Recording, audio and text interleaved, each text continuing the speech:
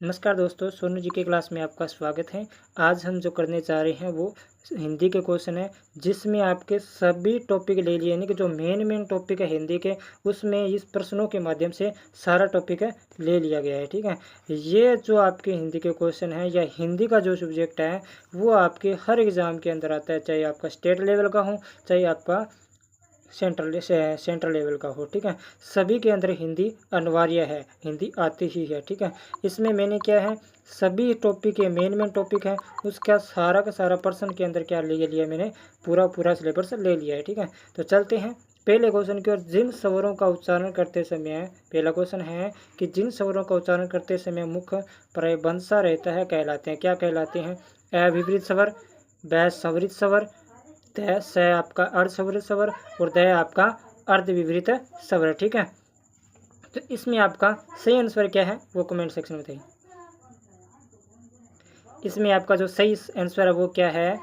अर्धस्वरित स्वर होता है। क्या होता है? अर्धस्वरित स्वर होता है। ठीक है, जिसमें क्या लगभग मुख ही बंद ही रहता है। क्या रहता है? मुख बंद ही रहता है। तो इसमें आपका विवृत स्वर क्या है, स्वरित स्वर क्या है, अर्धस्वरित स्वर क्या है और अर्धविपरीत स्वर क्या है, इसकी चर्चा हम करते हैं। ठीक है,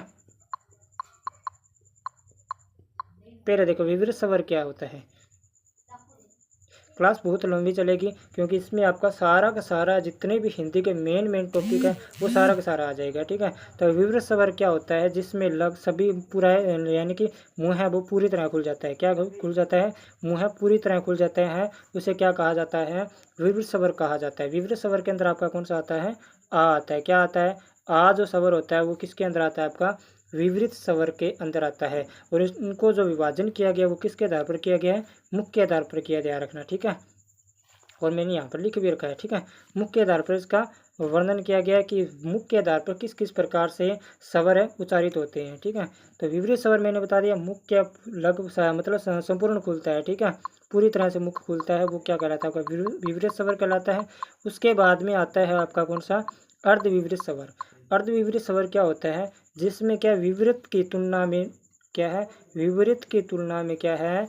कम मुख खुलता है। क्या कम मुख खुलता है? वो आपका कौन कौन से होते हैं? जिसमें आपका आ जाता है ए हो गया, ठीक है, बड़ा ए हो गया और औ हो गया। ठीक है, इसमें आपका क्या है? मुख, इसमें आपका क्या मुख किसकी तुलना में ओ होता है? ठीक है, वो ध्यान रखना।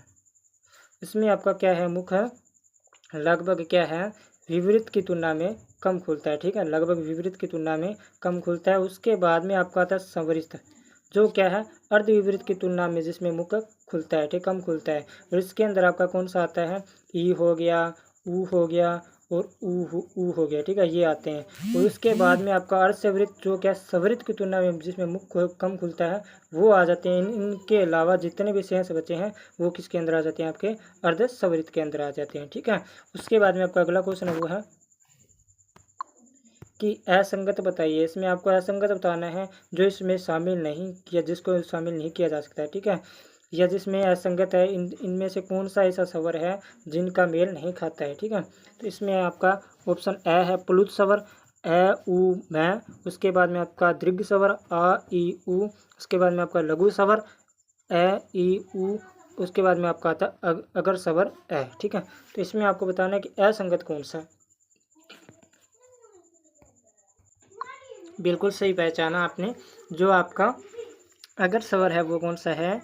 अगर स्वर वाला वो क्या है? आपका असंगत है। क्या है? असंगत है। अगर स्वर, अब देखो जीविया के आधार पर, जीवा होती है, आपकी जीभ होती है, उसके आधार पर 3 भागों में बांटा गया है। किनको? स्वरों को। किन किन के रूप में बांटा गया है? अगर के रूप में, और आगे क्वेश्चन भी मैंने बना दिया है, चलो कोई बात नहीं, पश्च के रूप में और उसके बाद में मध्य के रूप में। अब अगर के रूप में कौन कौन से स्वर होते हैं, पश्च के रूप में कौन कौन से स्वर होते हैं, मध्य के रूप में कौन कौन से स्वर होते हैं, इनकी चर्चा करते हैं। ठीक है, अगर के अंदर आपका पहले देखो, अगर के अंदर आपका कौन कौन से स्वर आते हैं, क्योंकि अगर वाला हमारा गलत हुआ ना, तो अगर के अंदर आपका आ जाता है ई हो गया, बड़ा ई हो गया, उसके बाद में ए हो गया और बड़ा ए हो गया। ठीक है, ये किसके अंदर आते हैं? आपके अगर के अंदर आते हैं। ठीक है, उसके बाद में आपके पश्च के अंदर, पश्च स्वर के अंदर कौन सा आता है? वो आता है आपका ए वाला। ठीक है, ये किसके अंदर आता है? पश्च स्वर के अंदर आता है। ठीक है, और उसके बाद में आपका जो मध्य स्वर के अंदर आता है, यानी कि जीभ क्या है? बीच में रहती है। जैसे हम बोलते हैं कौन कौन सी है वो आपके पहले बता देता हूँ। आ, देखो आ बोलते हैं, जी बीच में रहेगी ना, उसके बाद में आपका ऊ, उसके बाद में आपका बड़ा ऊ, उस ऊ बड़ा ऊ, उसके बाद में आपका री आ गया, ठीक है। री मूर्धन्य स्वर री, ये भी आपका किसके अंदर बीच में ही रहता है, क्या रहता है, जो हमारी जीवा है वो क्या रहती है, बीच में रहती है जब हम इन स्वरों का क्या उच्चारण करते हैं, ठीक है। अब क्या प्लुत स्वर क्या होते हैं, जिसमें ओ ऊ मैं होता है, ठीक है, ये क्या कहलाते हैं, प्लुत स्वर कहलाते हैं, इनको अवयव भी कहा जाता है, ठीक है। उसके बाद में दीर्घ स्वर के अंदर आपका आ आता है, बड़ा ई आता है, ये तो आपको पता ही है, जितने बड़े बड़े मतलब कि बड़े मात्रा वाले होंगे वो सभी इसके अंदर आएंगे। उसके बाद में लघु स्वर के अंदर आपका आ जाता है ए हो गया, ई हो गया, ऊ हो गया, ठीक है, ए हो गया, ये आपके किसके अंदर आते हैं, लघु स्वर के अंदर आते हैं, ठीक है। उसके बाद में आपका ये आपके जो दीर्घ स्वर मैंने बोले, लघु स्वर मैंने बोले, या बोलूँ प्लुत स्वर मैंने बोले, ये किसके आधार पर है, मात्राओं के आधार पर है, क्या है, मात्राओं के आधार पर है। तो बेसिक से, बिल्कुल बेसिक से हम कर रहे हैं क्वेश्चन को, क्योंकि स्टार्ट यहीं से होता है, ठीक है। थोड़ा वापस बता देता हूँ, थोड़ी जल्दबाजी में बता दिया, अब आराम से बता देता हूँ, ठीक है। रिवाइज वापस से करवा देता हूँ, क्लास बहुत बड़ी जाएगी हमारी। आज जो क्लास होने ना बहुत ही मोस्ट क्लास है, ध्यान रखना, ठीक है, बहुत ही इंपॉर्टेंट क्लास है। तो चलते हैं, पहले बताया मैंने प्लुत स्वर, ठीक है। प्लुत स्वर होता है आपका जो अव्यय के रूप में माना जाता है, जिनको जिसमें ओ ऊ और मैं होता है, ठीक है। दीर्घ स्वर के अंदर आपका जितने भी बड़ी मात्राएं होती है, आ हो गया, बड़ा ई हो गया, ऊ हो गया, ये क्या होते हैं, आपके दीर्घ स्वर होते हैं, क्या होते हैं, दीर्घ स्वर होते हैं। उसके बाद में बड़ा ऊ, बड़ा ए, ये सब क्या होते हैं, दीर्घ स्वर होते हैं। लघु स्वर के अंदर आपका आ जाता है ए हो गया, यू ई हो गया, ऊ हो गया और री हो गया, ठीक है, ये छोटे स्वर के अंदर आते हैं, ठीक है। उसके बाद में आपका आ जाता है अगर स्वर की बात करते हैं, ये किसके आधार पर बनते गए, अगर स्वर हुआ, पश स्वर हुआ और मध्य स्वर हुआ, ये क्या है, जीविया के आधार पर बांटे गए। अभी जो मैंने तीन ऊपर वाले बताए हैं वो किसके आधार पर थे, मात्राओं के आधार पर थे, किस पर थे, मात्राओं के आधार पर थे। और ये अगर स्वर है ना, ये अगर स्वर हुआ, पश स्वर और मध्य स्वर हुआ, ये किसके आधार पर, आपके जीवा के आधार पर है। सीधा पूछेगा कि अगर स्वर, अगर स्वर का उदाहरण कहाँ पर, अगर स्वर का उदाहरण कौन सा है, तो इसमें आपका कौन सा मैंने अभी बताया था, ई हो गया, ऊ हो, ई हो गया, बड़ा ई हो गया, बड़ा ए हो गया, छोटा ए हो गया, बड़ा ए हो गया, ठीक है। छोटी ई, बड़ी ई, छोटा ए और बड़ा ए, ठीक है, किसके अंदर आ गया, आपका अगर स्वर के अंदर। और पश्च स्वर के अंदर कौन सा आ गया, आपका ए को बोलते हैं, जीवा पीछे जाती है ना।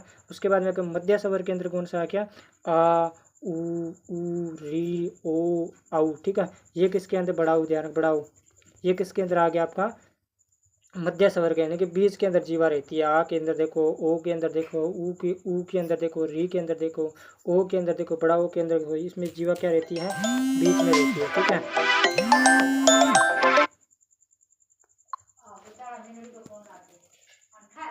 उसके बाद में आपका अगला क्वेश्चन है वो है कि जीवा के आधार पर स्वर के प्रकार नहीं है। देखो मैंने पीछे ही बता दिया है, इसमें तो आपका क्वेश्चन गलत नहीं होना चाहिए, ठीक है। जीवा के आधार पर स्वर का प्रकार नहीं है, अगर स्वर, पश्च स्वर, उच्च स्वर और मध्य स्वर, इसमें आपका उच्च स्वर नहीं, उच्च स्वर कोई नहीं होता, ध्यान रखना, उच्च स्वर का कोई प्रकार नहीं होता, ध्यान रखना, ठीक है।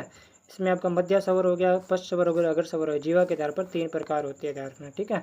उसके बाद में आपका अगला क्वेश्चन आता है, वो आता है कि असंगत बताइए, इसमें आपको असंगत बताना है। स्पर्श व्यंजन क से मैं तक, उसके बाद में अल्पप्राण थ ब और अंतस्थ व्यंजन यर है और उसम व्यंजन स है। तो इसमें आपका असंगत कौन सा ये बताना है, ठीक है।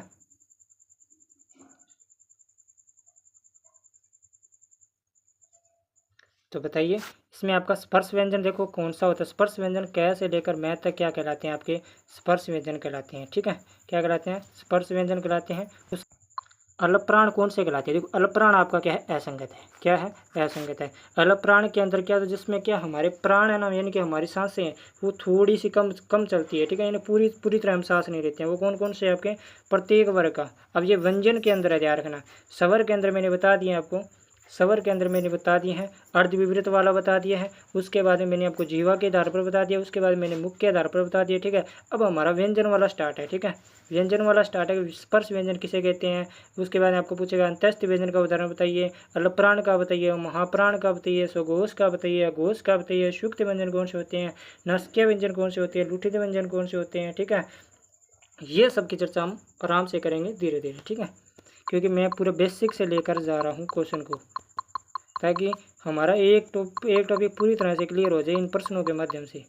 तो देखो पहले हम स्टार्ट करते हैं स्पर्श व्यंजन। स्पर्श व्यंजन होता है आपका क से मैं तक, ठीक है। मैं दोबारा बता रहा हूँ, स्पर्श व्यंजन होता है आपका क से मैं तक।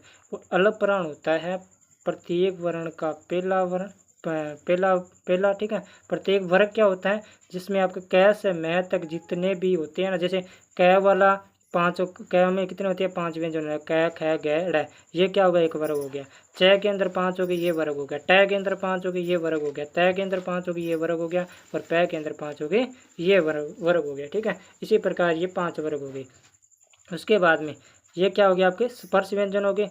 और उसके बाद में अल्प प्राण में उन्हें बता दिया प्रत्येक वर्ग का पहला और तीसरा और पांचवा, यानी कि क, और तीसरा कौन सा आ गया आपका घ, और पांचवा आपका कौन सा आ गया अड़, ठीक है। ये क्या है अल्प प्राण के अंदर। कोई भी आ जाए, च में पूछे आपको च आ गया, ज आ गया, उसके बाद में अण आ गया। ट में पूछे आपको ट आ गया, ढ आ गया, यानी कि डमरू वाला आ गया। उसके बाद में आपका अण वाला आ गया, ठीक है। और आपको प के अंदर पूछे प आ गया, उसके बाद में आपका भ आ गया, उसके बाद में आपका मैं आ गया, ठीक है। प्रत्येक वर्ग का पहला, तीसरा और पांचवा, ये तो हो गए वर्ग के अंतर्गत। और इसके अंदर क्या आते हैं, और इसके अंदर आते हैं आपके जो आपके अंतस्थ व्यंजन होते हैं, ठीक है। अंतस्थ व्यंजन क्या होते हैं उसकी चर्चा करते हैं। पूरा बेसिक से क्लास 1 घंटे की क्लास हो सकती है, ध्यान रखना, ठीक है। पर पूरा बेसिक से करवाएंगे।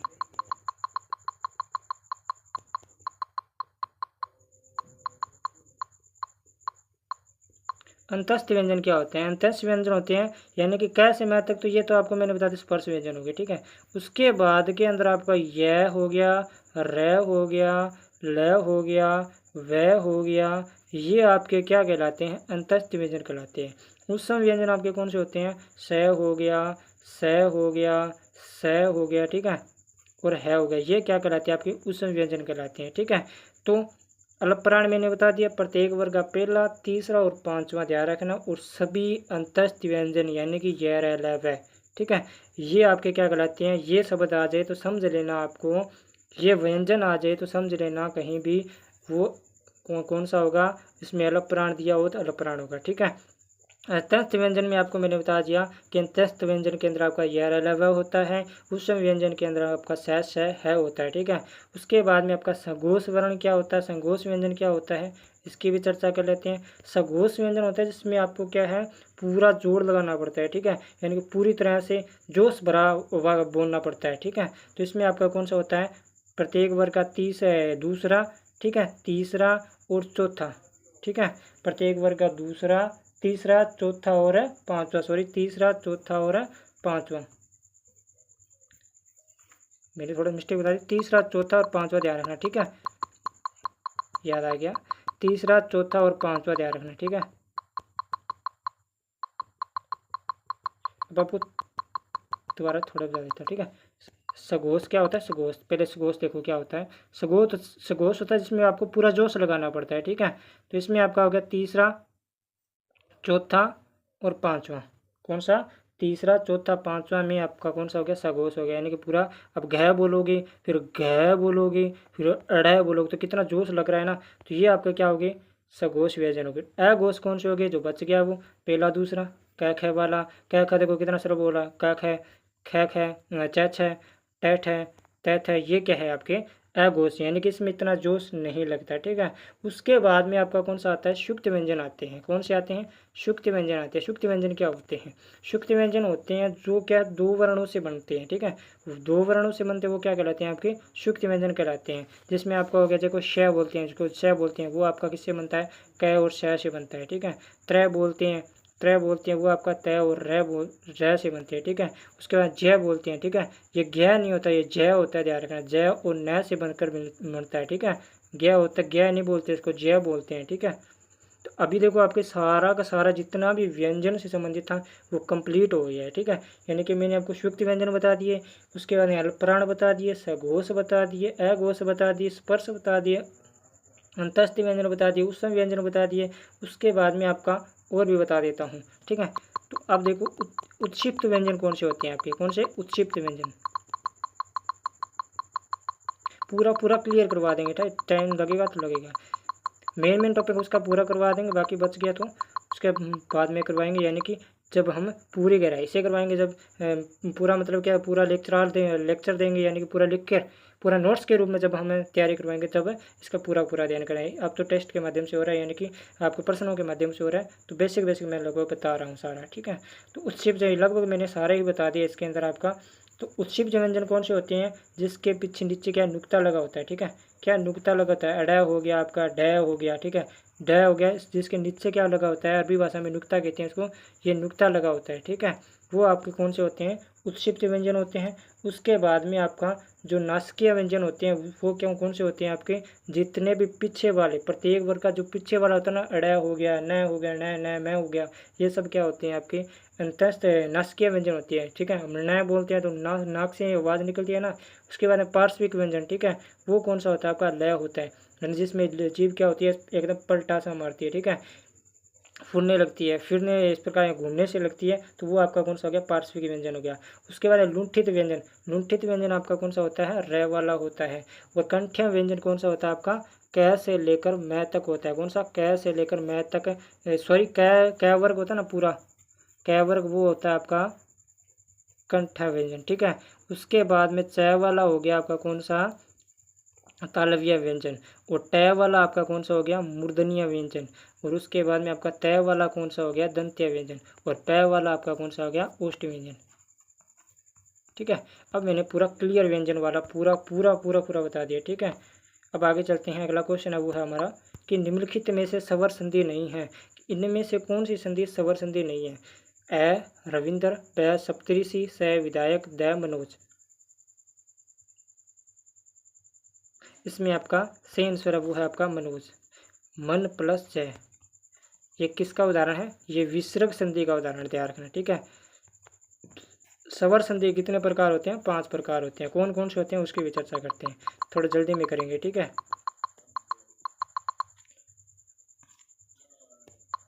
ठीक है, तो अब चलते हैं पहला आपका कौन सा होता है, पहला होता है आपका दीर्घ संधि, ठीक है। उसके बाद में आपका गुण संधि, ठीक है। उसके बाद में आपका वृद्धि संधि, उसके बाद में आपका यण संधि, और उसके बाद में आपका कौन सा आता है, यादि संधि, ठीक है। दीर्घ संधि के अंदर होता है जिसमें ए, ठीक है, ए आ, ठीक है, हो गया, आ स्वर होते हैं, ठीक है। ये स्वर ई ऊ, ठीक है, बड़ा ऊ, ठीक है। इनका देखो दोबारा बता देता हूँ मैं, ठीक है। थोड़ा सा मिटाकर, थोड़े जल्दी में करना पड़ेगा, पूरा बेसिक तो हम बताएंगे तो पूरा टाइम बहुत टाइम लग जाएगा, ठीक है। तो मैं जल्दी से बता देता हूँ आपको, कोशिश तो इससे ये पूरे बेसिक से बताएं। दीर्घ के अंदर कौन सा होता है आपका, जब ए स्वर होता है, ए और आ, ठीक है, ए और आ और ए और आ, ठीक है। इनसे जो संधि बनती है वो क्या कहलाती है आपकी, इनसे जो संधि बनेगी वो आ के रूप में बनेगी, किसके रूप में बनेगी, आ के रूप में बनेगी। जैसे मैंने बोला, कोई भी ले लो, साकार, साकार बोला मैंने, तो सा प्लस आकार, तो ये कौन सी संधि का उदाहरण है, दीर्घ संधि का उदाहरण, ठीक है। उसके बाद में ई हो गया, ऊ के साथ ऊ होता है। उसके बाद में आपका जितने भी आगे री के साथ री वाला नहीं होता, बस ऊ तक ही जाता है, ठीक है, ऊ तक ही जाता है, उसके बाद में नहीं जाता है। ये ऊ तक जो उदाहरण होते हैं, ए आपके साथ आ, उसके बाद ई के साथ ई, और ऊ के साथ ऊ, और बड़ा हुआ सभी में अंदर क्या आएगा, बड़े बड़े आएंगे, ठीक है। जब संधि बनेगी तो सभी के अंदर क्या बनेगी, बड़ा बनेगा, ठीक है। अभी ओ के अंदर ओ आ जाते, ओ होता नहीं है, ठीक है। ई के अंदर ई, यानी कि ऊ तक ही होंगे, ठीक है। ए आ का आ बन जाएगा, ई का ई बन जाएगा, ऊ का ऊ बन जाएगा। आगे आपके री वाला है वो आगे आएगा, ठीक है, अगली संधि में आएगा, वो इसके अंदर नहीं होगा, बस आपको ऊ तक ही ध्यान रखना है। ये आपका किसके अंदर हो गए, दीर्घ संधि के अंदर हो गए। अभी तो मैंने किसका मेल करवाया, ए आ के साथ करवाया ना। अभी मैंने क्या करवाना है, अभी दूसरी संधि के अंदर मुझे क्या करवाना है, गुण संधि। ये दूसरी संधि आपकी कौन सी, गुण संधि। और गुण संधि के अंदर आपका क्या होगा, ए आ होता है ना, ए, उसी का उसका सभी के साथ करवा दो, सभी के साथ क्या करवा दो, विच्छेद करवा दो। ए आ के साथ हो गया, ठीक है। उसके बाद में ए आ का ई के साथ करवा दो, ए आ का ऊ के साथ करवा दो, ठीक है। और अब आपका क्या होगा, ए का री के साथ भी होगा, ध्यान रखना। और इसका क्या बनेगा, अर बनेगा, क्या बनेगा, अर बनेगा। ठीक है, कोई दिक्कत नहीं। उसके बाद में आपका दीर्घ संधि होगी, गुण संधि होगी। वृद्धि संधि के अंदर आपका क्या होता है कि जब ए आ का, आप देखो ए आ का मैंने ऊ तक री तक ही करवाया, अब ए आ का जो बचा हुआ है, जैसे ए हो गया, ओ औ हो गया, ठीक है, इनके साथ जब हम करवाएंगे तो वो क्या होगा, दीर्घ संधि होगा। और उसका क्या बनेगा आपका, एक तो बनेगा बड़ाई और एक बनेगा बड़ाऊ। ठीक है, क्या रखना, सॉरी बड़ाई बना बोला, ठीक है, बड़ाई और इसका बड़ाऊ बनेगा। उसके बाद में आपका गुण संधि हो गया। और इसमें जो मैंने आपको बताया गुण संधि के अंदर वृद्धि संधि का बता दिया ना मैंने। वृद्धि संधि के अंदर आपको ध्यान रखना, ए का ए के साथ मेल करवाएंगे तो बड़ा ही आएगा, ध्यान रखना। कौन सा ए आएगा, बड़ा ही आएगा। और ए के साथ हम जब ओ का मेल करवाएंगे तो बड़ा ओ आएगा, ध्यान रखना, बड़ा ओ। ठीक है, उसके बाद में ये वृद्धि संधि का उदाहरण होगा। बड़ा ओ जहाँ भी मिल जाए, जैसे मैंने बोला, मैं भी बताता हूँ आपको, इसका उदाहरण बता देता हूँ, उदाहरण के बिना आपको नहीं पता चलेगा। दीर्घ संधि का तो मैंने बता ही दिया। ठीक है, उसके बाद में देखो गुण संधि का आपका आगे आ जाएगा उदाहरण। ठीक है, और उसके बाद में गुण संधि में क्या होता है, ए आ के साथ जब ई का, मैं एक ही बता देता हूँ, उसमें आपको सारा समझ आ जाएगा। ए आ के साथ ई होगा तो इसमें आपका बड़ा ई आएगा। ठीक है, ए के साथ हम ई का विच्छेद करवाएंगे तो संधि इसकी क्या बनेगी, ए बनेगी। ठीक है, उसी प्रकार ए आ का हम ऊ के साथ करवाएंगे तो संधि विच्छेद क्या बनेगा, ओ बनेगा। लेकिन जब दीर्घ वृद्धि संधि के अंदर जाएंगे तो वृद्धि संधि के अंदर आपका बड़ा ए होगा, ध्यान रखना। ठीक है, बस इतना ही अंतर है वृद्धि संधि और गुण संधि के अंदर। इसके अंदर बड़ा ए होगा, बड़ा होगा, और इसकी गुण संधि के अंदर छोटा ए और छोटा होगा, ये ध्यान रखना। और ऋषि के अंदर आपको पता ही अर होगा। दीर्घ संधि होगी, वृद्धि, अभी मैं पूरा गहराई से बताऊंगा तो टाइम बहुत लग जाएगा। और जब मैं नोट्स के रूप में करवाऊंगा आपको पूरा, मतलब क्या लिख कर बताऊंगा, तब मैं आपको पूरा बेसिक करवाऊंगा। ठीक है, अभी तो क्वेश्चन के माध्यम से करवा रहा हूँ मैं। तो दीर्घ संधि आपको समझ आ गई, गुण संधि पता लग गया, वृद्धि संधि पता लग गया। यण संधि कौन सी होती है, आपको यण संधि की चर्चा करते हैं। ठीक है, यण संधि होती है कि ई और ई के साथ कोई भी स्वर हो। ठीक है, ई को छोड़कर कोई भी स्वर हो, यानी इनको छोड़कर कोई भी स्वर आ जाए तो उसका क्या हो जाता है, यह हो जाता है। ऊ के साथ हो तो वह हो जाता है। ठीक है, और री के साथ हो तो र हो जाता है, ध्यान रखना। ठीक है, और ये किसका उदाहरण होगा, आपका यण संधि का उदाहरण होगा। और अयादी संधि के अंदर आपका कौन सा होगा, अयादी संधि के अंदर आपका जो मैंने बताया वही रह गया आपका, कौन सा, ए वाला। ए के साथ कोई भी स्वर आ जाए, ए को छोड़कर, इन मेल यानी कि समान को छोड़कर कोई भी, इनके समान को छोड़कर यानी कि ए को छोड़कर कोई भी स्वर आ जाए तो उसका क्या होगा, अय होगा। ठीक है, ए वाले के अंदर आ जाए, ए वाले के अंदर कोई भी आ जाए स्वर तो इसका अय होगा। और बड़े ए के साथ कोई भी स्वर आ जाए तो उसका क्या होगा, आय होगा। ठीक है, इसी के साथ ओ के साथ कोई स्वर आ जाए तो क्या होगा, अब होगा। और ठीक है, और इसी प्रकार अगर उसके ओ बड़ा ओ के साथ कोई भी स्वर आ जाए, इनको छोड़कर अन्य कोई अन्य स्वर आ जाए तो क्या होगा, आव होगा, ध्यान रखना। ठीक है, जैसे मेरा मोटाव, तो मोटा प्लस आव। ठीक है,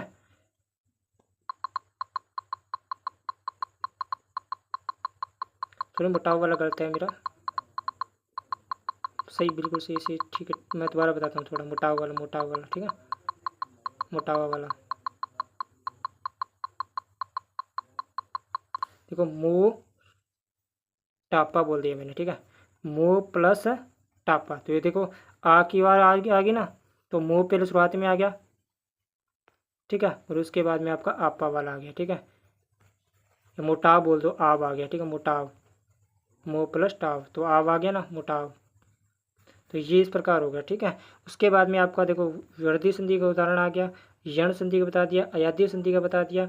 उसके बाद में आपका मैंने दीर्घ संधि के बारे में बता दिया और गुण संधि के बारे में बता दिया। ठीक है, यानी कि स्वर के 5 होते हैं, 5 प्रकार होते हैं, ध्यान रखना। स्वर संधि के कितने प्रकार होते हैं, 5 प्रकार होते हैं, ये ध्यान रखना बस।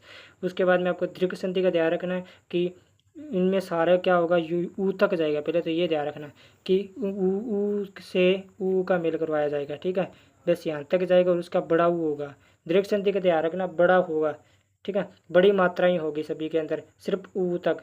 और आपको गुण संधि के अंदर क्या ध्यान रखना है, गुण संधि के अंदर ध्यान रखना है बड़ा है, छोटा है और बड़ा ओ होगा। ठीक है, विच्छेद में संधि में, संधि जब पूरा हो जाएगा, संधि बनेगी तो इसका बड़ा ए और बड़ा ओ, छोटा ए और छोटा ओ होगा, ठीक है। और आपको वृद्धि संधि के अंदर ध्यान रखना बड़ा ए और बड़ा ओ होगा, ठीक है। और उसके बाद में आपको यण संधि के अंदर ध्यान रखना य व र, इनमें से कोई आ जाए तो ध्यान रखना ई ऊ और री में से होगा, ठीक है। विच्छेद करेंगे तो आपको ई ऊ और री लगाना होगा, ठीक है।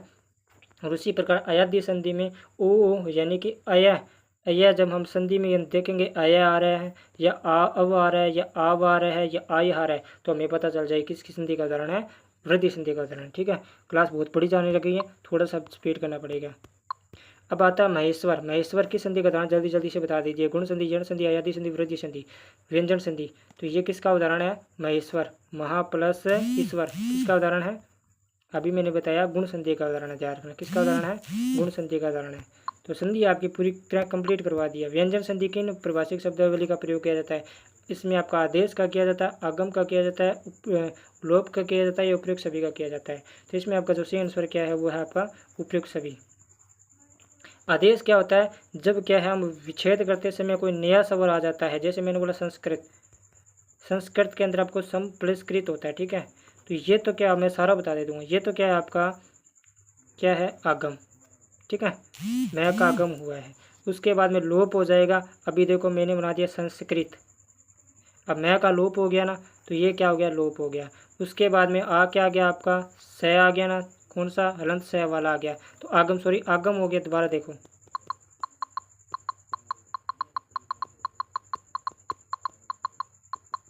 एक ही उदाहरण बताऊँ, थोड़ा टाइम 25 मिनट हो चुके हैं, ठीक है। क्लास बहुत बड़ी जा रही है इसलिए थोड़ा। अब देखो संस्कृत का शब्द समझ लो आप, संस्कृत का सम प्लस कृत, इसमें आपका मैं का क्या हो गया? अभी मैं इसका पूरा विच्छेद करूंगा तो देखो क्या बन गया? संस्कृत बन गया। क्या बन गया? संस्कृत बन गया। आगम क्या हुआ? स का हुआ। नया सबर कौन सा आया? स आया, तो आगम और आदेश क्या हो गए? स हो गए, ठीक है। लोप क्या हुआ? मैं का हुआ। क्या हुआ? मैं का हुआ। तो समझ आ गया ना, तो ठीक है। उसके बाद में आपका अगला क्वेश्चन है वो है कि उल्लास का संधि विच्छेद क्या होगा? उद प्लस लास, उद प्लस लास, उत प्लस लास। यहाँ पर थोड़ा सा क्या ये लगा लेना, ठीक है, हलंत लगा लेना, यहाँ पर हलंत लगा, यहाँ पर हलंत लगा, उच प्लस लास। तो इसका जो सही आंसर होगा वो क्या होगा? उत प्लस लास होगा। क्या होगा? उत प्लस लास होगा, ठीक है। ध्यान रखना, उत प्लस लास होगा। ये किसका उदाहरण होगा? व्यंजन संधि का उदाहरण होगा, ठीक है। क्या होगा? व्यंजन संधि का उदाहरण होगा। उसके बाद में आपका अगला क्वेश्चन है, ये व्यंजन संधि तो आपको बहुत इसके नियम है, इसको समझने के लिए तो आपको क्या है, पूरी मैं मैराथन क्लास ले यानी कि स्पेशल क्लास लगाऊंगा, उसमें आपको पूरा बताऊंगा। अभी व्यंजन संधि का तो मैं नहीं बता सकता क्योंकि इसके अंदर आपके 24-25 नियम है, और 24-25 नियम करवाऊंगा तो आपके 1 घंटा तो वैसे पूरा ही लग जाएगा, ठीक है। उसके बाद में आपको उत्थित व्यंजन संधि का उदाहरण नहीं है। इष्ट, उत्थित, यशोभिलाषा, परिणाम। तो व्यंजन संधि का इसमें कौन सा उदाहरण नहीं है, ठीक है, ये बताना आपको। परिणाम नहीं है, उत्थित नहीं है, यशोभिलाषा नहीं है, या आपका इष्ट नहीं है। तो इसमें आपका जो सही आंसर है वो क्या है? यशोभिलाषा। यशो अभिलाषा, यश प्लस अभिलाषा होती है। ये किसका उदाहरण है? विसर्ग संधि का उदाहरण है, ठीक है। किसका उदाहरण है? विसर्ग संधि का उदाहरण है। बहुत ही इंपॉर्टेंट क्लास है ये, बहुत ही इंपॉर्टेंट क्लास है, मैं कह रहा हूँ। मैंने अभी देखो पूरा व्यंजन संधि बता दी। व्यंजन संधि का यानी कि मैंने बताया अभी व्यंजन संधि अभी 24 नियम है इसके, और 24 नियम अभी ये क्लास में करवाऊंगा तो 1 घंटा पूरा लग जाएगा, और मैं नहीं चाहता कि क्लास बहुत बड़ी हो, ठीक है। एक ही अभी जब मैं बेसिक करवाऊंगा ना, पूरा बेसिक एक टॉपिक करवाऊंगा, उसमें आपको पूरा बताऊंगा, ठीक है। तो ये यशोभिलाषा किसका उदाहरण है? यश प्लस अभिलाषा आपका विसर्ग संधि का उदाहरण है। उसके बाद में आपका अगला क्वेश्चन है वो है, निम्नलिखित में प्रत्यय का प्रकार नहीं है। कृदंत प्रत्यय, तद्धित प्रत्यय, क्रम प्रत्यय, इनमें से कोई नहीं। तो इनमें से आपका कर्म प्रत्यय इस प्रत्यय का उदाहरण नहीं होता, ठीक है। प्रत्यय के 2 ही प्रकार है आपके, कृदंत प्रत्यय या जिसको कृत प्रत्यय भी कहते हैं, और तद्धित प्रत्यय, ठीक है। और कृत प्रत्यय कितने प्रकार होते हैं? कृत प्रत्यय के मैं बताता हूँ आपको। कृत प्रत्यय के आपके प्रकार 5 प्रकार होते हैं, ठीक है। 5 प्रकार। तो कौन कौन से होते हैं 5 प्रकार? अभी देखो, ठीक है।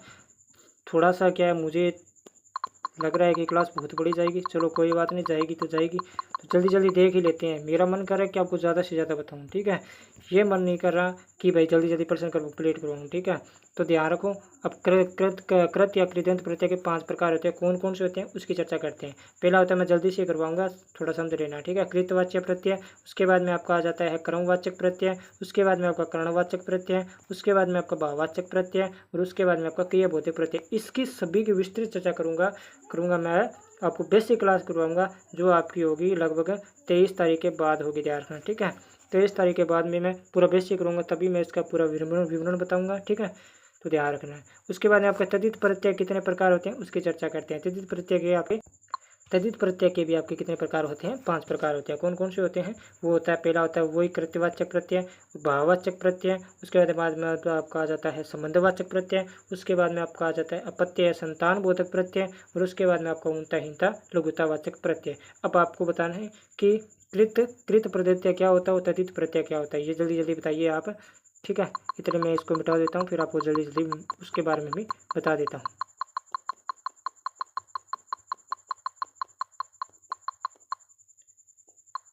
कृत प्रत्यय आपका कौन सा होता है? कृत प्रत्यय आपका कौन सा होता है? जो क्या है, क्रिया से बने प्रत्यय, वो क्या कहलाते हैं आपके? क्रिया जिसके मूल धातु क्रिया हो, वो आपके कौन से कहलाते हैं? कृत प्रत्यय कहलाते हैं। तद्धित प्रत्यय क्या कौन से होते हैं? जिसकी मूल धातु संज्ञा, सर्वनाम या विशेषण, वो आपके कौन से कहलाते हैं? तद्धित प्रत्यय कहलाते हैं, ठीक है। तो अभी मैं पूरा बेसिक से करवाऊंगा इसका, जब मैं मेन को इसकी मतलब क्या पूरा टॉपिक के साथ इसकी क्लास लगाऊंगा, जब आपको पूरा बताऊंगा कि कृत प्रत्यय की कौन कौन सी प्रकार, क्या यूज किया जाता है, कैसे यूज किया जाता है, सभी की चर्चा करूंगा, ठीक है। तो अभी तो मैं मेन क्वेश्चन है और इसका पूरा बेसिक बता रहा हूँ, ठीक है। उसके बाद में आपका अगला क्वेश्चन है कि निम्नलिखित में से कृत या कृदंत प्रत्यय का प्रकार नहीं है, कि इनमें से कौन सा कृतवाचक या कृदंत प्रत्यय का प्रकार नहीं है? सुनना, ब सूंगनी, स हंसता हुआ, द घुमक्कड़, सॉरी प्रकार है, ठीक है। वाचक कृदंत प्रत्यय का प्रकार बताना आपको। तो इसमें आपका आ जाता है घुमक्कड़, ठीक है। घूमना, देखो घूमना आपका किसका प्रकार है? कृदंत प्रत्यय का प्रकार है। हंसता इसमें नहीं होना बताना था, ठीक है, नहीं होना बताना था, नहीं इसमें सभी उदाहरण दे दिए भाई, ठीक है। एक ये नहीं होना, सॉरी इसमें नहीं होना बताना था, थोड़ा वापिस में देखो, इसमें नहीं होना बताना था, क्योंकि सुनना है ना, सुनना ये आपका भाववाचक प्रत्यय के अंदर आता है, जो मैंने अभी बताया, ठीक है। ये आपका किसके अंदर आता है? भाववाचक, जिसको हम देख नहीं सकते वो कौन सा होता है? भाववाचक ही होता है ना। तो सुनना को हम क्या देख सकते हैं क्या? नहीं, एहसास कर सकते हैं, तो वो क्या है आपका सुनना, क्या भाववाचक? इसमें नहीं बताना था कि इसमें कौन सा कृदंत प्रत्यय नहीं है, तो सुनना है, सुनना नहीं है। सूंघनी है, वो आपका क्रमवाचक प्रत्यय होता है, ठीक है। उसके बाद हंसता हुआ आपका क्रियाबोधक होता है, सॉरी पर्सन मुझे लगता है गलत सा हुआ है, ठीक है। इसमें सभी उदाहरण भाई कृत प्रत्यय के हैं, सॉरी इसमें सभी उदाहरण है कृदंत प्रत्यय के हैं।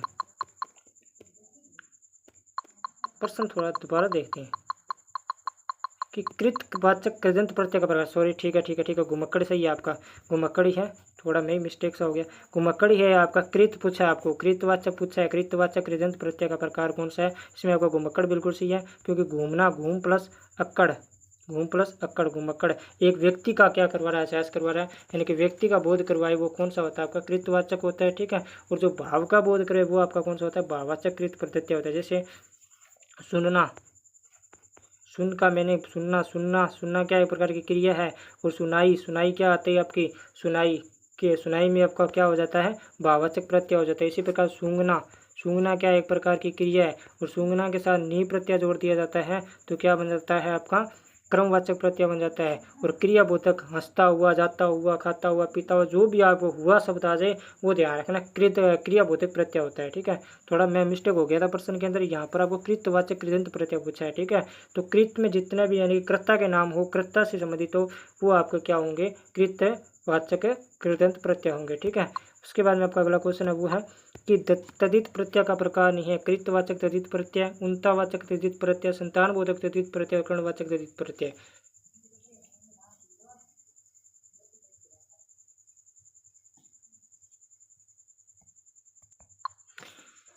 बिल्कुल सही है। इसमें आपका जो सही आंसर नहीं है, थोड़ा सा आधे घंटे की क्लास हो गया, थोड़ा सा थक गया हूँ मैं भी। तो इसमें आपका कर्णवाचक तद्धित प्रत्यय ध्यान रखना। कौन सा? कर्णवाचक तद्धित प्रत्यय। ठीक है, कर्णवाचक तद्धित प्रत्यय का उदाहरण नहीं है, ध्यान रखना। तद्धित प्रत्यय का प्रकार नहीं है। कौन सा? तद्धित प्रत्यय का प्रकार नहीं है। कौन सा? आपका कर्णवाचक।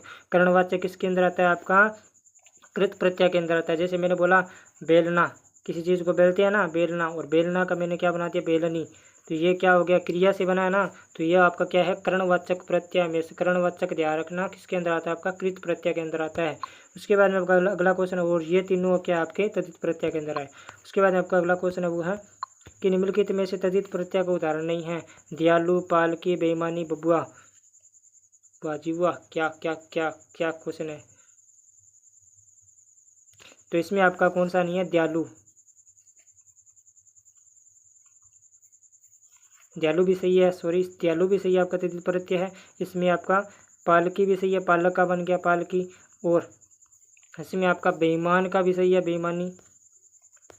और बबुआ का भी सही है, ध्यान रखना। सभी सही है, ठीक है। इसमें आपका सही, सभी सही है। थोड़ा सा मिस्टेक हुआ प्रश्न के अंदर, सभी सही है इसके अंदर। क्योंकि दयालु किसका होता है?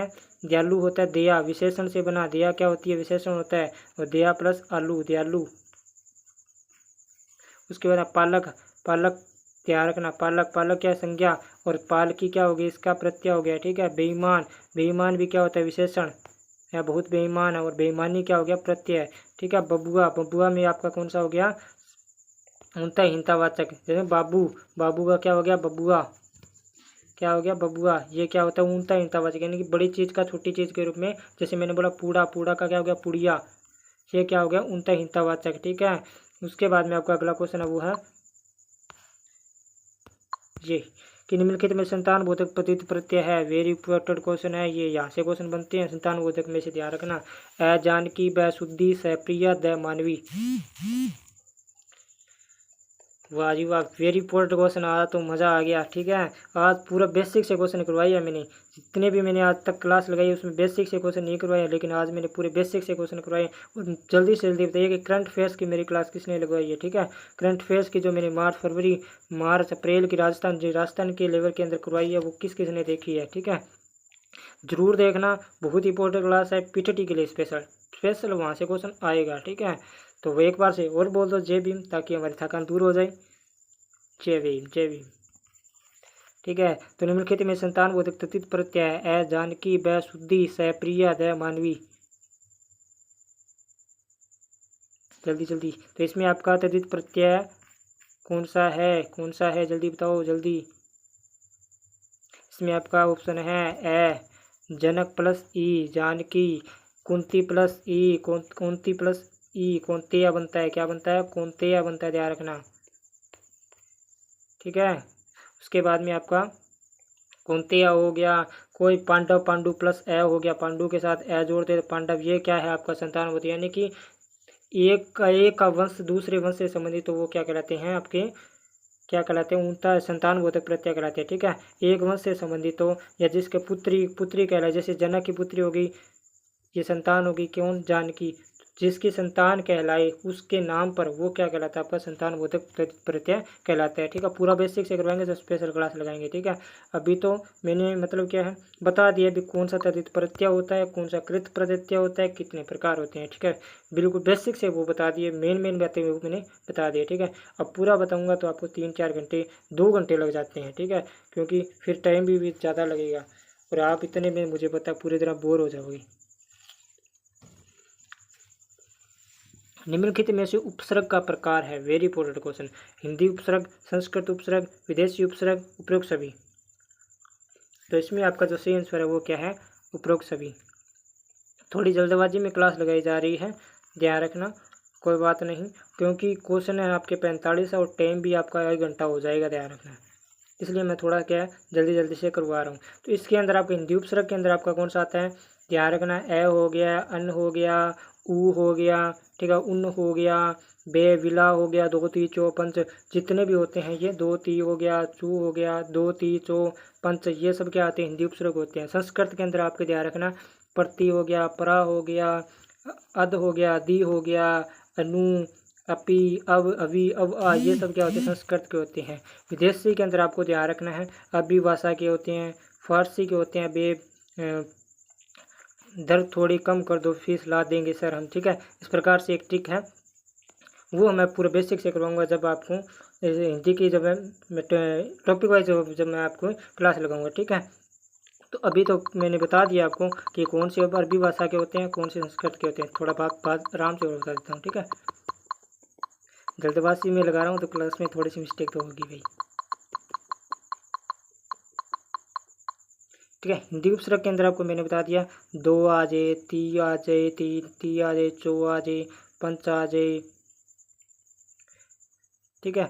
अन्न आ जाए, ए आ जाए, अद आ जाए, ये सब क्या होते हैं आपके हिंदी के उपसर्ग होते हैं। सु आ जाए, सम पूरा आ जाए, ठीक है।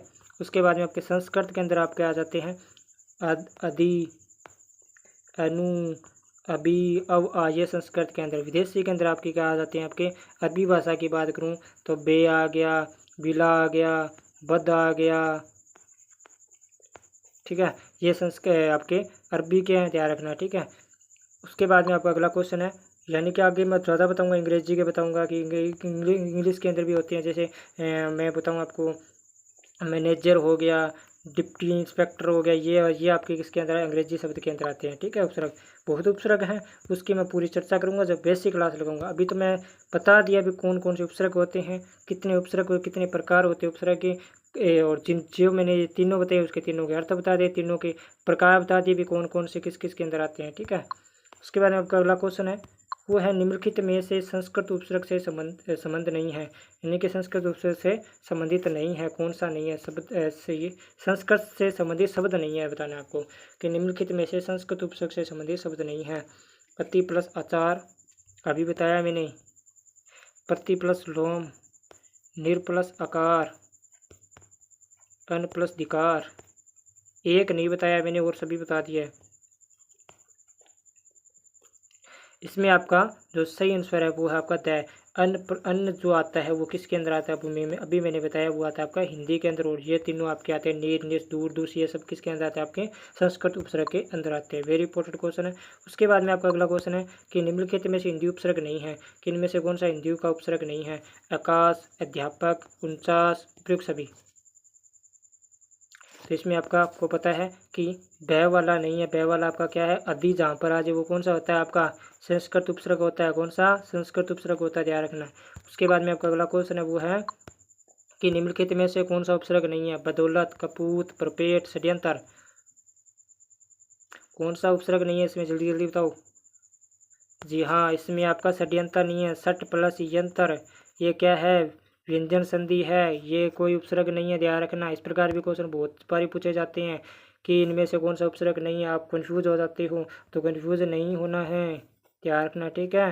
उसके बाद में आपका अगला क्वेश्चन है वो है कि जिसका प्रथम पद प्रधान होता है वह कौन सा समास कहलाता है, ध्यान रखना, अविभाज्य समास कहलाता है। अभी मैं जल्दी जल्दी टिक लगा रहा हूँ क्योंकि टाइम बहुत हो चुका है हमारा, 1 घंटा हो चुका है, ठीक है। तो अविभाज्य समास होता है, और जिसके दोनों पद प्रधान हो वो कौन सा होता है, द्वंद्व समास होता है, ध्यान रखना। कौन सा, द्वंद्व समास होता है। और जिसका प्रथम पद प्रधान हो वो कौन सा होता है, क्रमधारय समास होता है। सॉरी, द्वितीय पद प्रधान हो वो कौन सा होता है, द्वंद्व समास होता है, द्विगु समास होता है।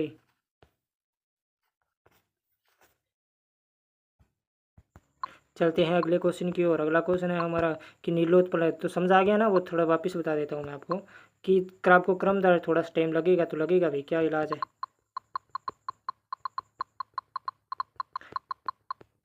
क्रमधारय होते हैं जिसके दूसरा पद प्रधान हो, ध्यान रखना, जिसका दूसरा पद प्रधान हो वो आपका क्रमधारय समास कहलाता है, ठीक है। द्वंद्व समास जिसके दोनों पद प्रधान हो, ठीक है, माता पिता, माता और पिता दोनों ही प्रधान है ना।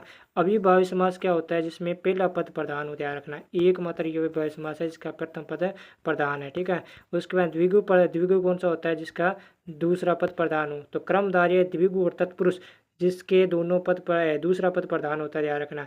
और जिसके दोनों पद ही है प्रधान वो कौन सा होता है, बहुव्रीहि समास होता है, ध्यान रखना, बहुव्रीहि समास होता है, ध्यान रखना, ठीक है। जिसका अर्थ अलग निकलता है, ठीक है, वो आपका कौन सा होता है, बहुव्रीहि समास होता है। अब पूरा बेसिक से करवाऊँगा, मैं अभी कह रहा हूँ कि बेसिक से करवाऊँगा तो बहुत टाइम लगेगा भाई। तो इसलिए मैं आपको बता दिया भी कितने प्रकार होते हैं समास के, कौन सा समास क्या क्या विशेषता है उसकी, ये मैंने बता दिया है, ठीक है। अभी मैं उसका उदाहरण करवाऊँगा तो आपको पता है बहुत टाइम लगेगा। तो अब अगला अगला क्वेश्चन है वो है आपका कि नीलोत्पल शब्द किस समास का उदाहरण है। तो जल्दी जल्दी बताइए। क्रमधारय समास, इसमें थोड़ा सा बै वाला नहीं दिया है, चलो कोई बात नहीं, मिस्टेक हो जाती है। बै से और दै। नीलोत्पल बहुव्रीहि समास का उदाहरण है, तत्पुरुष समास का उदाहरण है या द्विगु समास का उदाहरण है। तो इसमें आपका सही आंसर क्या है, नीलोत्पल, ठीक है। नीला प्लस उत्पल क्रमधारय समास का उदाहरण है, क्योंकि ये विशेषता बता रहा है कि उत्पल कैसा है, नीला है, कैसा है, उत्पल कैसा है, नीला है, ध्यान रखना। आकाश कैसा है, नीला है, ठीक है। तो नीला क्रमधारय क्या होता है, हमेशा विशेषता बताता है किसकी, प्रथम पद विशेषता विशेष्य होता है, द्वितीय पद क्या होता है आपका, विशेषण होता है, ध्यान रखना। जिसकी विशेषता बताई जाती है, दूसरे पद की विशेषता बताई जाती है, ध्यान रखना, ठीक है। वो आपका कौन सा होता है, क्रमधारय समास होता है। और इसमें आपका तीसरे व्यक्ति की विशेषता बताई जाती है, ठीक है। तत्पुरुष समास में आपको बहुत बड़ा है तत्पुरुष समास, जिसमें आपका कर्ता कर्म करण सभी आ जाते हैं, ठीक है। तो ये भी आपको ध्यान रखना है। उसके बाद में आपका अगला क्वेश्चन है वो है कि लाजवाब शब्द किस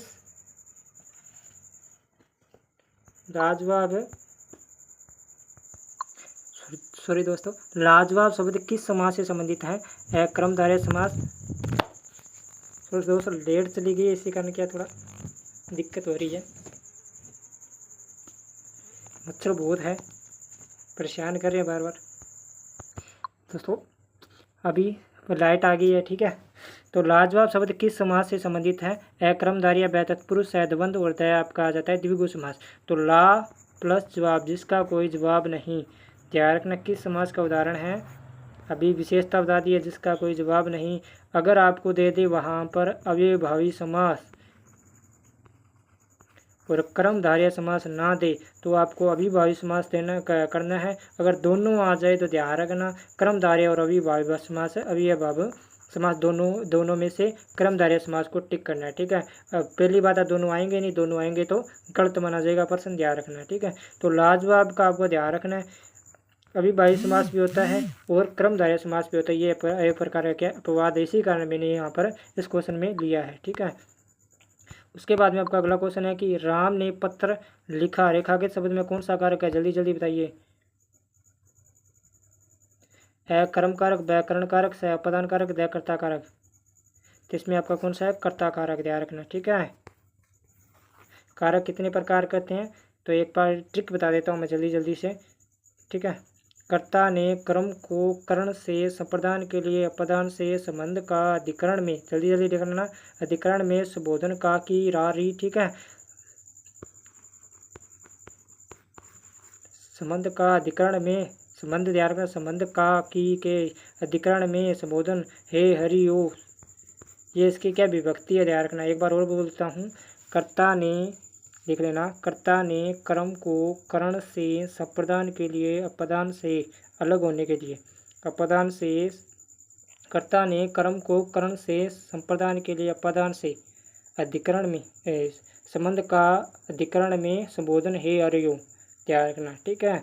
लिख लेना, बहुत इंपॉर्टेंट ट्रिक है। कर्ता ने कर्म को करण से संप्रदान के लिए अपदान से अधिकरण में संबंध का की अधिकरण में संबोधन हे अरो, हे हरि, हे ओ, ये क्या है, विभक्ति है। विभक्ति बताइए मैंने, कर्ता की विभक्ति ने होती है, कर्म की को होती है, करण की से होती है, ध्यान रखना। अपदान, कर्ता ने कर्म को करण से संप्रदान के लिए होता है, ठीक है, अपदान से अलग होने की बात करता है ये। उसके बाद में संबंध का की के अधिकरण में पर संबोधन हे हरियो, ये होते हैं, ठीक है। तो ये सभी क्या है, कारक के मैंने एक साथ ही प्रकार बता दिए हैं। तो कर्म में कर्म के प्रकार होते हैं, कर्म की विशेषता होता है कर्म कारक होता है, जिसमें आपकी को विभक्ति होती है, ध्यान रखना। जैसे मैंने बोला मैंने पुस्तक को पढ़ा, यानी कि मैंने राम को पुस्तक दी, तो इसमें कर्म कौन सा है, राम को है, ध्यान रखना, कौन सा, राम को है, ध्यान रखना। निर्जीव के साथ कभी कोई विभक्ति नहीं आती। अब मैं ज़्यादा बताऊंगा तो बहुत ज़्यादा टाइम लग जाएगा, ठीक है। उसके बाद में आपका अगला क्वेश्चन है कि निम्नलिखित में से कर्म कारक से संबंधित है। राजू ने श्याम को रुपए दिए, वह राम मंदिर जाएगा। पुलिस ने बंदूक से फायरिंग की, राजा ने गरीबों को कंबल दिए। कि इसमें आपको कर्म कारक बताना है, जल्दी जल्दी बताइए। बिल्कुल सही है, ये आपका राम ने श्याम को रुपए दिए। कौन से रुपए दिए, यानी कि रुपए तो वापस ले लेगा ना, तो ये कौन सा हो गया कर्म कारक। राजा ने गरीबों को कंबल दिए, तो ये तो दान कर दिया। जहाँ पर दान की बात हो वहाँ पर आपको पता है कौन सा कारक होता है, संप्रदान कारक होता है, और को विभक्ति होती है। पुलिस ने बंदूक से फायरिंग की, हथियार कौन सा है, बंदूक, तो कौन सा हो गया कर्ण। कौन सा कर्ण कारक। राम मंदिर जाएगा तो कौन सा कर्ता कारक। सिंपल बात है, कर्ता का बोध होगा वहाँ कर्ता कारक होगा, कर्म का बोध होगा वहाँ कर्म कारक होगा, संप्रदान का बोध होगा संप्रदान कारक होगा। तो इसमें दान की देने की बात होगी, ध्यान रखना। और किसी के लिए मंगवाया जाता है, के लिए भी उसके अंदर विभक्ति होती है। उसके बाद रईस जोधपुर से बीकानेर ट्रेन से गया, मैं रेखांकित शब्द में कौन सा कारक है, जल्दी जल्दी बताइए। कर्ण कारक, अपादान कारक, अधिकरण कारक, संबोधन कारक। इसमें थोड़ा ऐब नहीं दिया है, कोई बात नहीं, मिस्टेक हो गई है तो इसका टेंशन मत लेना। या फिर क्या है, थोड़ा सा कट हो गया है, ठीक है। इसमें तो आपको सही आंसर बताना, सही आंसर कौन सा है। इसमें आपका सही आंसर हुआ अपादान कारक। मैंने अभी बताया था क्या, कि अलग होने की विभक्ति हो वहाँ पर कौन सा होगा, अपादान कारक होगा, ठीक है। उसके बाद में आपका अगला क्वेश्चन है, वो है वेरी इंपॉर्टेंट क्वेश्चन, ये रहा कि इसरो ने उपग्रह छोड़ा। में वाच्य है, वाच्य बताना आपको। वाच्य कितने प्रकार के होते हैं, 3 प्रकार के, कर्तवाच्य, क्रमवाच्य और आपका भाववाच्य, ध्यान रखना। तो इसमें आपका कौन सा इसरो ने उपग्रह छोड़ा, क्रमवाच्य, भाववाच्य, कृतवाच्य। तो इसमें आपका कौन सा है, कृतवाच्य। भाववाच्य के अंदर आपका क्या होता है, हमेशा ध्यान रखना, जो क्रिया आएगी वो पुल्लिंग आएगी। कैसे आएगी, पुल्लिंग आएगी, एक वचन आएगी। चाहे स्त्री हो, कर्ता स्त्री हो, पुरुष हो, कोई भी हो, स्त्री हो, ठीक है। यानी कि स्त्री का बोध हो तो भी आपका क्या आएगा, भाववाच्य के अंदर है क्रिया पुल्लिंग ही आएगी। जैसे मैंने बोला, माँ ने बेटी को पुकारा, चाचा ने भाई को पुकारा, या चाची ने बहन को पुकारा। कैसे भी बना दो आप, हमेशा की भाववाच्य के अंदर ध्यान रखना कौन सी आएगी क्रिया आपकी। एक तो भूतकाल होगी, पहले तो ये ध्यान रखना, पुल्लिंग होगी, ठीक है। क्रमवाच्य के अंदर मैंने आपको बताया अभी, जैसे क्रमवाचक था वैसे ही क्रमवाच्य के अंदर आपका को विभक्ति ध्यान रखना। और जहाँ पर ने और को दोनों, वहाँ पर आपको ध्यान रखना भाववाच्य होगा। और जहाँ पर को अकेला हो वहाँ पर आपका क्रमवाच्य होगा। कृतवाच्य के अंदर ने विभक्ति होगी, ध्यान रखना, ठीक है। उसके बाद में आपका अगला क्वेश्चन है कि नीचे दिए गए वाक्यों में क्रम लिखना था, यहाँ पर वाच्य लिखना था, थोड़ा सा मिस्टेक हो गया। क्रम वाच्य का उदाहरण है, राजू ने रमेश को देखा, किसान ने फसल काटी। उसके बाद में आपका क्या, मुख्यमंत्री के द्वारा घोषणाएं की गई, माँ ने बेटी को बुलाया। ये तो आपका पता हो गया, क्या हो गया, भाववाच्य। किसानों ने फसल काटी, ये आपका कौन सा हो गया, कृतवाच्य, ठीक है।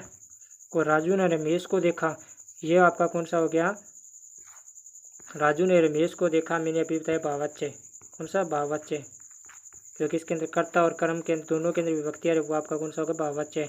उसके बाद में आपका आ गया, मुख्यमंत्री के द्वारा घोषणाएं की गई, ये क्या आपका क्रमवाच्य है। कौन सा है आपका, क्रमवाच्य, ध्यान रखना, ठीक है। किसी के द्वारा या से शुरुआत में आ जाए, कर्ता के तुरंत बाद के द्वारा से आ जाए तो वो हमेशा ध्यान रखना क्रमवाच्य होगा। उसके बाद में आपका अगला क्वेश्चन है, वो है कि निम्नलिखित में से किस वाक्य में शुद्धिकरण सही नहीं है। तुम्हें घर चले जाना चाहिए है, मेरा दम घुट रहा है, वह मंगलवार के दिन व्रत रखता है, और दया आपका मुँह ने 100 रुपये उधार लिए। तो इसमें आपका जो वो गलत है वो आपका कौन सा है, वो है आपका स। वह मंगलवार के दिन व्रत रखता है, के दिन, ये क्या है, अनावश्यक है। अनावश्यक पद हमें नहीं करना है, मैं सिर्फ जहाँ पर अनावश्यक पद हो वो क्या होगा, वाक्य अशुद्ध होगा। क्योंकि हम ये भी तो लिख सकते हैं ना कि वह मंगलवार को व्रत रखता है, तो ये क्या है, अनावश्यक त्रुटि है। अनावश्यक त्रुटि करने के कारण ये वाक्य कैसा है, अशुद्ध है, ठीक है। पूरा बेसिक से करवाऊंगा, मैंने कहा सब क्लास के टॉपिक वाइज क्लास करवाऊंगा तो पूरा बेसिक करवाऊंगा। इसमें अंदर वाक्य के अंदर 2 प्रकार के होते हैं, पद क्रम से संबंधित और पद के उपयुक्तता के आधार पर, ठीक है। पूरा बेसिक करवाऊंगा जब मैं आपको मतलब क्या एक टॉपिक का क्लास लगाऊंगा तब, ठीक है। तो इनमें से असंगत बताइए, शुद्ध, ये अशुद्ध शब्द है और इधर शुद्ध शब्द है, ठीक है। पहला ऑप्शन है अशुश्रूषा और शुश्रूषा, वह अभ्यारण, युधिष्ठर, अंतर्ध्यान, अंतर्धान। तो इसमें आपका असंगत है वो क्या है, आपका दया नंबर है, ठीक है। कौन सा है, दया नंबर है। इसका क्या होगा, इसका ऑप्शन में भी सिर्फ एक ही गलती किया, क्या किया मैंने सिर्फ ये बिंदु नहीं लगाया, ठीक है। क्या नहीं लगाया, ऊपर बिंदु नहीं लगाया, इसी कारण ये क्या है, वाक्य गलत है। ठीक है, इसी कारण ये शब्द क्या है, गलत है। ठीक है, अंतर ध्यान, और यहाँ पर मैंने सीधा लिखा अंतर्धान, और युधिष्ठिर सही है आपका, अभ्यारण्य सही है आपका, शुश्रूषा सही है, ध्यान रखना। ठीक है, ये शुश्रूषा वाला तो आपका हर एग्जाम के अंदर कभी ना कभी तो आता ही रहता है। कभी मात्रा इधर कर देते हैं, कभी मात्रा इधर कर देते हैं, कभी मात्रा इधर कर देते हैं, तो ध्यान रखना ये इंपॉर्टेंट है शुश्रूषा वाला।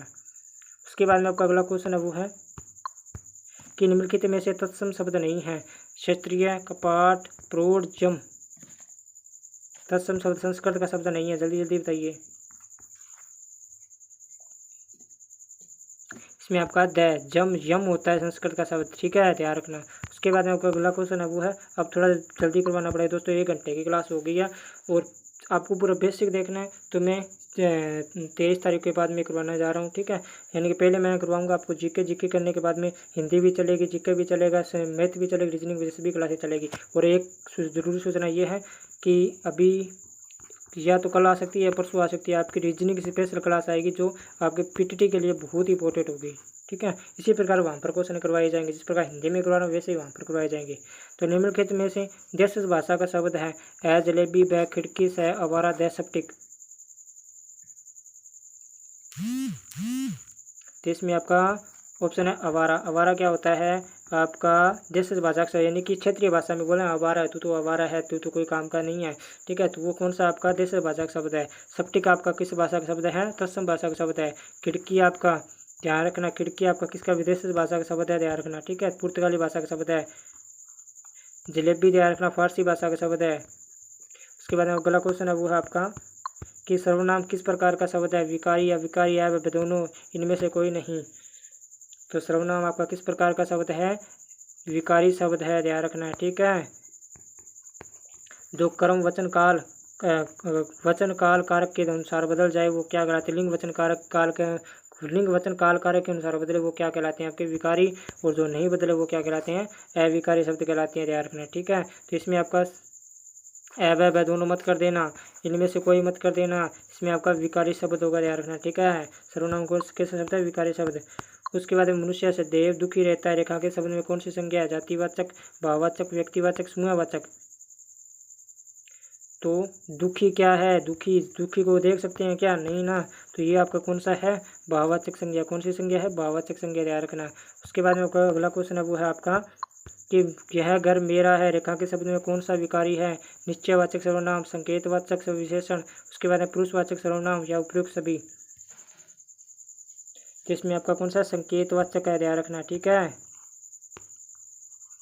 और सीधा बोल देता ना यह घर है, तो आपका कौन सा होता, निश्चयवाचक होता।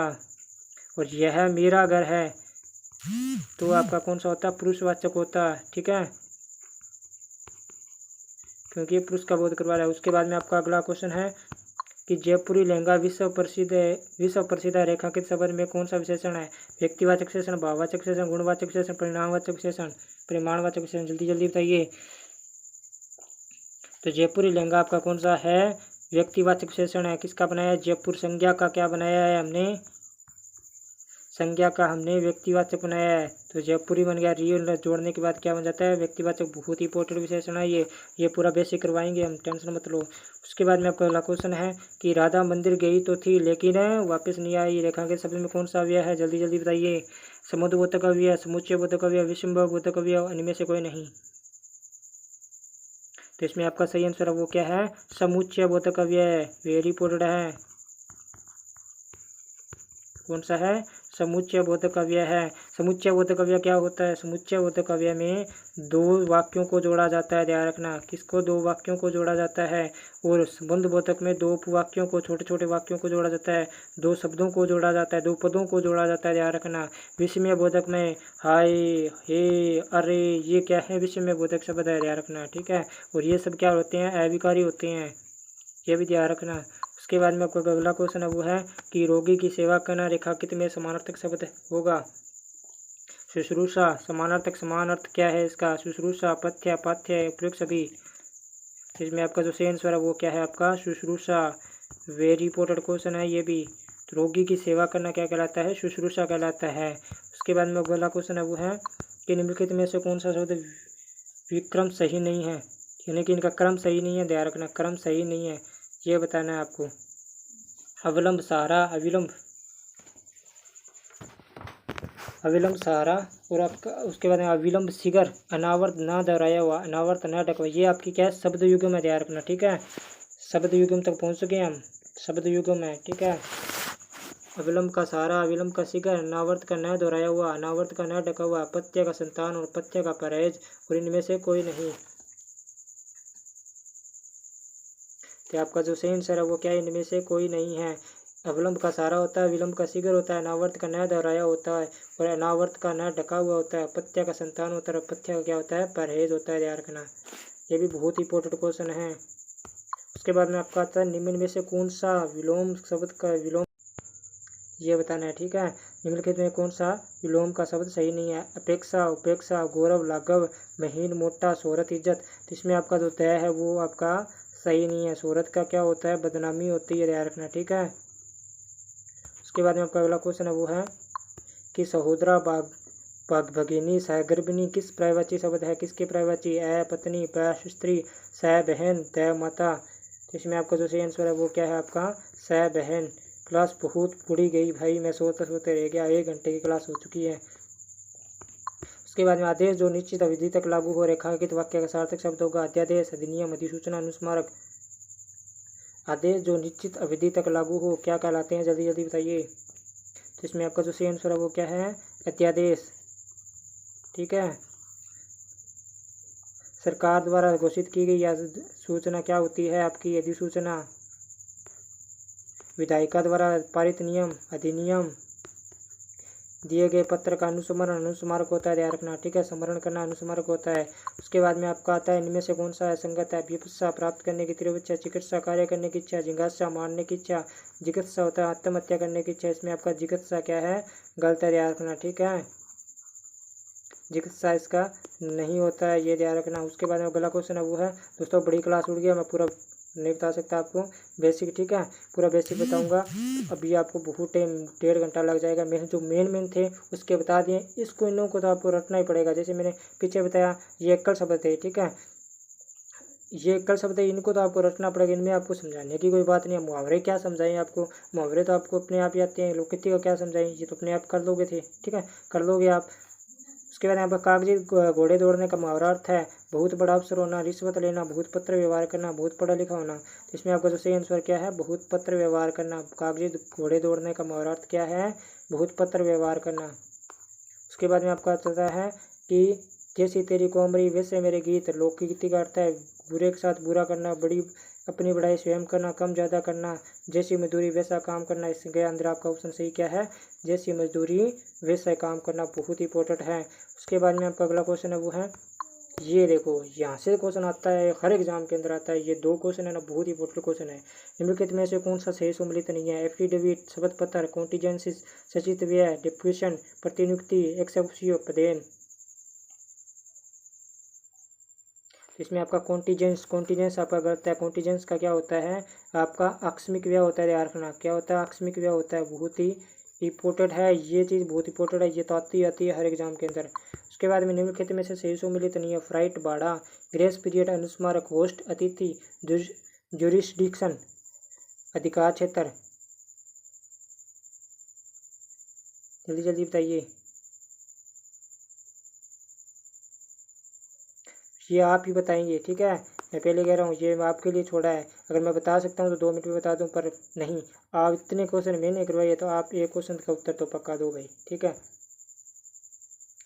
तो कमेंट सेक्शन में बताना कि इसका आंसर क्या है। Thank you. अगर क्लास अच्छी लगी है, बहुत बहुत धन्यवाद है। अगर आपको उसकी ये क्लास अच्छी लगी है, मैं आशा ये रखता हूँ कि आपको ये क्लास अच्छी लगी। वीडियो को ज़्यादा से ज़्यादा शेयर करो, ठीक है, और वीडियो को लाइक करो, कमेंट करो कि कितनी अच्छी क्लास लगी है, क्या आगे क्लास ऐसी बनाई जाए या बेसिक करवाया जाए, उसकी आपकी सलाह है, सलाह दें, ठीक है। तो चलते हैं, थैंक यू, धन्यवाद।